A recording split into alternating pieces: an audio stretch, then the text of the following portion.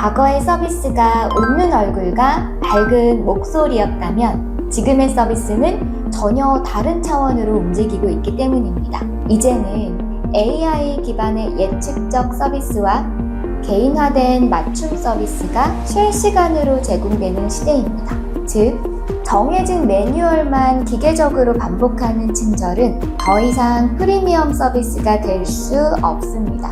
고객은 내 상황을 정확히 이해하고 최적의 경험을 제안하는 해결사를 원하기 때문입니다. 오늘 제가 전하고 싶은 이야기는요, 요즘 CS, 친절의 답은 전문가의 문제 해결에 있다 입니다. 안녕하세요. 고객의 경험을 가치로 바꾸는 CS 강사 박보람입니다.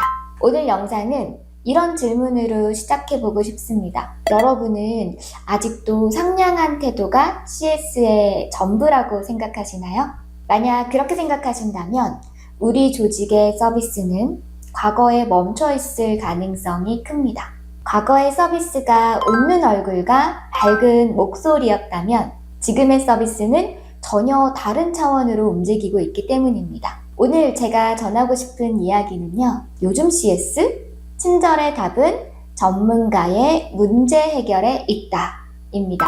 과거에 고객은 왕이다 라는 말 많이 들어보셨죠? 예전에는 고객을 왕으로 모시기 위해 기업 중심의 서비스 설계가 이루어졌습니다. 표준화된 매뉴얼에 따라 모든 고객을 획일적으로 응대하는 것이 정답이라고 믿었죠. 하지만 지금은 다릅니다. 이제는 AI 기반의 예측적 서비스와 개인화된 맞춤 서비스가 실시간으로 제공되는 시대입니다. 단순히 웃으며 응대하는 것을 넘어 데이터와 맥락을 바탕으로 고객의 니즈를 미리 파악하고 양방향으로 소통하는 고객 경험 중심의 설계가 필요합니다. 즉, 정해진 매뉴얼만 기계적으로 반복하는 친절은 더 이상 프리미엄 서비스가 될 수 없습니다. 고객은 내 상황을 정확히 이해하고 최적의 경험을 제안하는 해결사를 원하기 때문입니다. 단순한 정보 전달과 문제 처리는 AI가 더 잘할 수 있습니다. 하지만 우리만이 할 수 있는 영역이 분명히 존재합니다. 현장에서 바로 적용할 수 있는 3가지 핵심을 사례와 함께 살펴보겠습니다. 첫째, 공감을 데이터가 아닌 맥락으로 읽어내는 기술입니다. AI는 고객의 말을 텍스트로 읽지만 우리는 고객의 떨리는 목소리와 망설이는 표정, 이런 것에서 숨겨진 요구를 읽습니다. 예를 들어 배송 지연에 대한 불만을 제기하며 환불을 요구하는 고객이 있습니다. AI는 배송 지연이라는 문제의 결과값만 보지만 사람은 그 물건이 누군가의 소중한 기념일 선물이라는 그 배경을 읽습니다. 그래서 고객이 화를 내는 이유가 단순히 물건이 늦어서가 아니라 약속을 지키지 못하게 된 그 미안함과 속상함 때문이라는 것을 이해하는 것이죠. 기다리셨던 상품이 기념일에 맞춰 도착하지 못해 저도 마음이 참 무겁습니다 라는 진심 어린 공감이 먼저 선행될 때 그 뒤에 나오는 해결책이 고객에게 비로소 닿게 됩니다. 고객이 화를 내면 우리는 본능적으로 죄송합니다만 반복하게 될 때가 있어요. 그럼 고객은 앵무새요? 라는 반응과 함께 더욱 센 감정을 퍼붓죠. 이건 감정의 악순환만 불러올 뿐이에요. 중요한 건 고객의 감정 자체에 매몰되는 것이 아니라 상황을 이해하는 것입니다. 그리고 그에 맞는 공감의 표현 위에 명확한 해결책이 얹어질 때 고객은 만족을 경험합니다. 공감은 해결의 속도를 높이는 가장 강력한 윤활유이니까요. 둘째, 규정을 넘어선 유연한 창의성입니다. AI는 예외 상황에서 멈춥니다. 기존의 데이터가 없기 때문이죠. 규정상 안 됩니다 라는 말은 고객에게 벽을 느끼게 합니다. 그럼 나는 누구한테 얘기하라는 거냐? 라고 생각하며 답답해 하겠죠.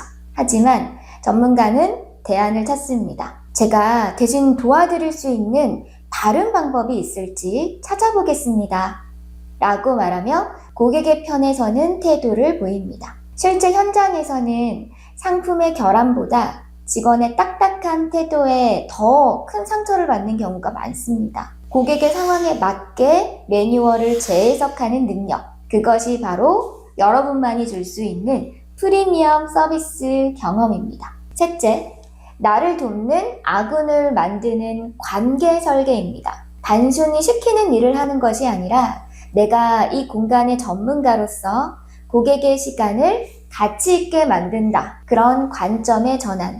이것이 나의 일을 더욱 가치 있게 만들죠.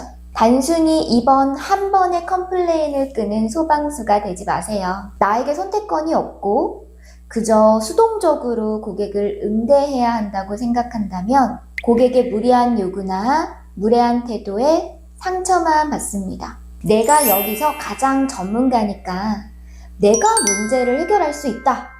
이렇게 고객과의 관계를 다시 정의해 보세요. 고객의 문제를 해결하기 위해 고객의 입장에 서서 적극성을 보여주는 행동이 나를 신뢰하는 든든한 내 편을 만듭니다. 이런 아군이 많아지면 업무의 난이도가 확 낮아집니다. 나를 전문가로 대우해주는 고객들과 일할 때 감정 소모는 줄어들고 내가 상황을 주도하고 있다는 효능감은 커집니다.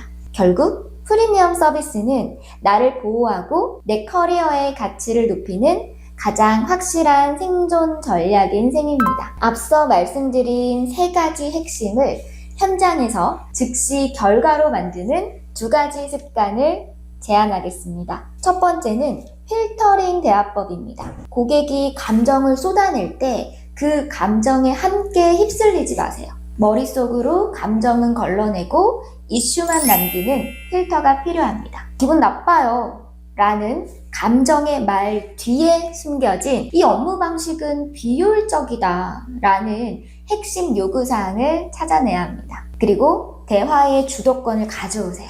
고객님 많이 불편하셨죠? 제가 확인해보니 현재 문제는 A입니다. 이 부분을 해결하기 위해 제가 지금 바로 B를 진행하겠습니다.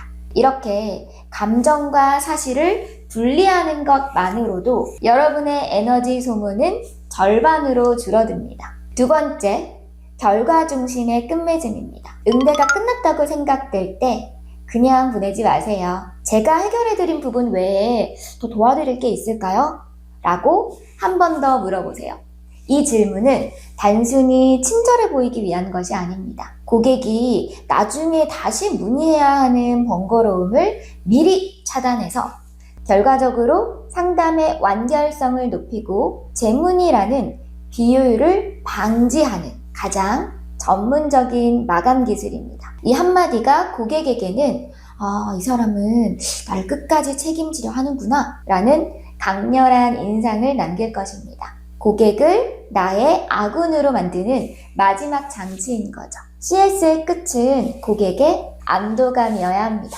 다시 한번 정리해 볼게요. 좋은 서비스는 무조건 참거나 연습한 멘트를 연기하는 것이 아닙니다. 고객의 상황을 제대로 읽고 내가 줄 수 있는 해결책과 고객의 니즈 사이에 접점을 현명하게 찾아가는 것입니다. 결국 서비스의 핵심은 단순히 정답을 말하는 기술이 아니라 고객의 머릿속에 남을 긍정적인 경험을 설계하는 일입니다. 여러분의 서비스는 지금 과거의 매뉴얼에 갇혀 있나요? 아니면 현재의 경험을 관리하고 있나요? 제 강의를 통해 고객의 경험을 가치 있게 바꾸는 서비스를 직접 경험해 보시기 바랍니다. 지금까지 박보랑 강사였습니다. 감사합니다.